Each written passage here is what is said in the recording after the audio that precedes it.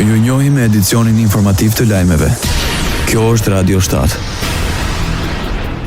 Rritja e çmimeve në Maqedoninë e Veriut ishte në thelb të takimit ndërmjet kryeministrit Histria Mickovski me përfaqësues të marketeve të mëdha në vend, ku diskutua për gjendjen e çmimeve të produkteve dhe mundësitë për stabilizimin e tyre. Siç njoftoi Mickovski, qeveria po ndjek me kujdes gjendjen e tregut dhe nuk do të lejojë shfaqjen e fitimit në mënyrë të padrejtë në dëm të qytetarëve. Ai theksoi se shteti nuk do të ndërhyjë në treg pa një arsye të justifikuar, por njëkohësisht nuk do të qëndrojë pasiv nëse krijohet presion i pabazuar ndaj qytetarëve. Bashkimi Demokratik për Integrim akuzon qeverinë në Shkup për mungesë reagimi në një moment kur qytetarët po përballen me rritje të kostos të jetesës. Sipas BDI-s, prej më shumë se një jave qytetarët po përballen me rritje të çmimeve të produkteve të tyre bazë dhe derivateve, ndërsa institucionet kompetente kanë qëndruar në heshtje pa ndërmarrë masa konkrete për të zbutur presionin mbi buxhetet familjare. Nga kjo parti theksojnë se situata pritet të përkeqësohet edhe më tej, pasi nga hëna parashikohet një rritje e re e çmimeve të derivateve të naftës. Sipas tyre, kjo rritje do të reflektohet drejt për drejt në çmimet e transportit, ushqimit dhe shërbimeve, duke rritur dhe më shumë koston e jetesës për qytetarët dhe bizneset. Më shumë se 1/3 ose rreth 35.4% e blerësve online në Bashkimin Evropian raportuan probleme gjatë blerjes përmes një faqe interneti ose aplikacioni. Sipas një studimi të Eurostat për vitin 2025 mbi përdorimin e teknologjive të informacionit dhe komunikimit në Maqedoninë e Veriut, probleme me e-shopping patën 29.41% e blerësve.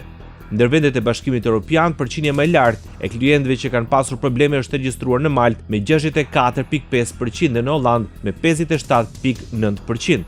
Më të ulta përqindje e raportuar në Portugali me 4.5% dhe në Greqi me 10.6%. Dorëzimi ngadaltë është problemi më i zakonshëm për blerësit online. Problemi i dytë më i zakonshëm ishte se faqja e internetit nga e cila blinin ishte e vështirë për t'u përdorur, ndërsa i treti është dorëzimi i mallrave ose shërbimeve të pasakta ose të dëmtuara.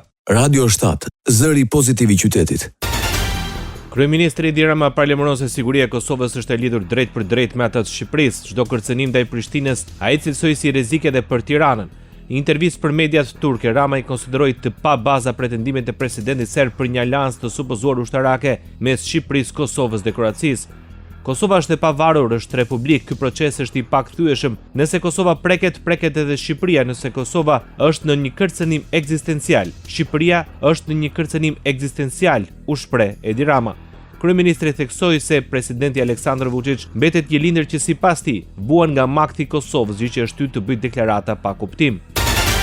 Ministri i Punëve të Jashtme i Kosovës Glau Konjufsa përshëndet vendimin e Komitetit të Rajoneve të Bashkimit Evropian që në dokumentet dhe komunikimet e tij publike të ndërpritet përdorimi i emërtimit Kosovë me fusnot dhe të përdoret thjesht Kosovë. Përmes një postimi në rrjetet sociale, Konjufsa tha se ky hap e parafron Komitetin me Parlamentin Evropian dhe sipas tij pasqyron qartësi më të madhe institucionale në lidhje me perspektivën europiane të Kosovës. Falënderime të veçanta edhe për Gillian Klaukan, kryetare e grupit të punës për Kosovën në Komitetin Evropian të Rajoneve dhe raportuese për zgjerimin për mbështetjen e saj parimore dhe angazhimin e vazhdueshëm në lidhje me Kosovën, shkruan Ministri i Jashtëm i Kosovës Glau Konjufsa.